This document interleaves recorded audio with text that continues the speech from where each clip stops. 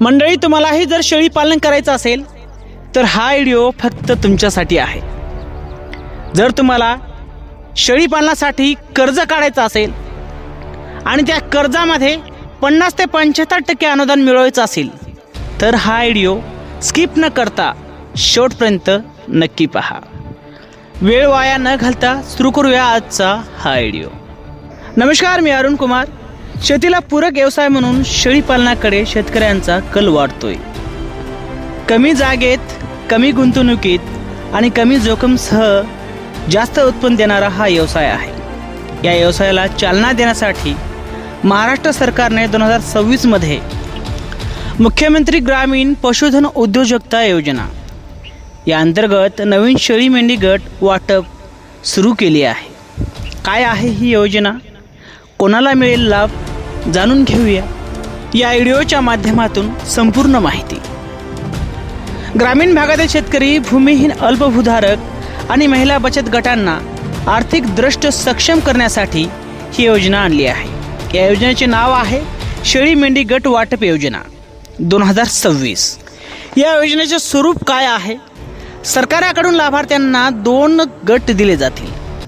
त्या गटामध्ये 5 शेळ्या 1 बोकड किंवा 5 मेंढ्या 1 बोकड किंवा 10 शेळ्या 1 बोकड किंवा 10 मेंढ्या 1 बोकड अशा प्रकारे हे गट तयार केले आहेत। याशिवाय मोठ्या उद्योजकांसाठी 50 शेळ्या आणि 5 बोकड असा मोठा गटही उपलब्ध आहे। यामध्ये शेतकऱ्यांना 5,69,000 ते 8,53,000 पर्यंत अनुदान दिले जाते। आता कोणत्या गटांसाठी किती अनुदान सरकार देणार हे ग्राफिक्सच्या मदतीने पाहूया। सर्वात छोटा गट जो आहे 5 शेळ्या आणि 1 बोकड, त्यामध्ये तुम्हाला 50% अनुदान या ठिकाणी पाहायला मिळतोय। त्यानंतर दुसरं जे गट आहे आपलं 10 शेळ्या 1 बोकड, त्यामध्ये तुम्हाला 70 ते 75% अनुदान या ठिकाणी पाहायला मिळतोय। त्यानंतर एक सर्वात मोठा गट आहे ते आहे 50 शेळ्या आणि 5 बोकड, यामध्ये तुम्हाला 75% अनुदान या ठिकाणी पाहायला मिळतोय। आता शेतकऱ्यांना हे जे पैसे आहे हे कशा प्रकारे मिळतील हे पण आपण ग्राफिक्सच्या मदतीने पाहूया। पहिला हप्ता शेतकऱ्यांना शेड बांधकाम केल्यानंतर आणि जे शेळीला साधन लागणार आहेत, जसं की तुमची गव्हाण झाली, कुट्टी मशीन झाली, या सर्व साधनं आल्यानंतर तुम्हाला शेडचा पहिला हप्ता दिला जाईल। त्यानंतर तुमचा दुसरा जे हप्ता आहे, जेव्हा तुम्ही गटानुसार शेळ्या किंवा मेंढ्या भरता, त्यानंतर बँकेचे कर्मचारी तिथे येऊन तुमच्या शेडवरती शेळ्याचा तुमचा फोटो घेईल आणि दुसरा जे हप्ता आहे ते डायरेक्ट तुमच्या बँक खात्यामध्ये जमा करण्यात येईल। या योजनेसाठी शेतकऱ्यांकडे किती जमीन असणं आवश्यक आहे पाहूया ग्राफिकच्या माध्यमातून।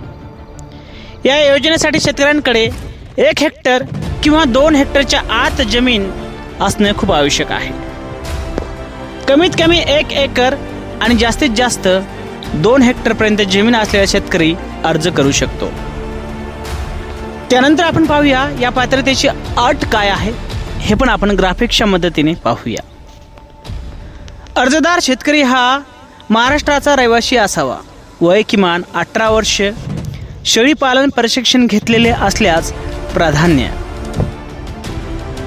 यामध्ये लागणारे मुख्य कागदपत्र आधार कार्ड, रहिवासी दाखला, जातीचा दाखला, बँक पासबुक, प्रकल्प अहवाल आणि प्रशिक्षण प्रमाणपत्र, फोटो। या संदर्भात तुम्हाला आणखी काही माहिती हवी असेल तर सरकारने एक टोल फ्री नंबरही जाहीर केला आहे। नंबर आहे 1800 23 0418। यावरती तुम्ही सकाळी 8 ते रात्री 8 वाजेपर्यंत कॉल करू शकता किंवा 1962 यावर तुम्ही सकाळी 10 ते संध्याकाळी 6 वाजेपर्यंत कॉल करून आपल्या मनातले प्रश्न यांना विचारू शकता। ग्रामीण भागातील युवकांनो, सुशिक्षित बेरोजगारांनो, या योजनेचा लाभ घ्या आणि स्वयं रोजगाराची वाढ धरा। अधिक माहितीसाठी तुमच्या जवळच्या पशुधन कार्यालयात भेट द्या।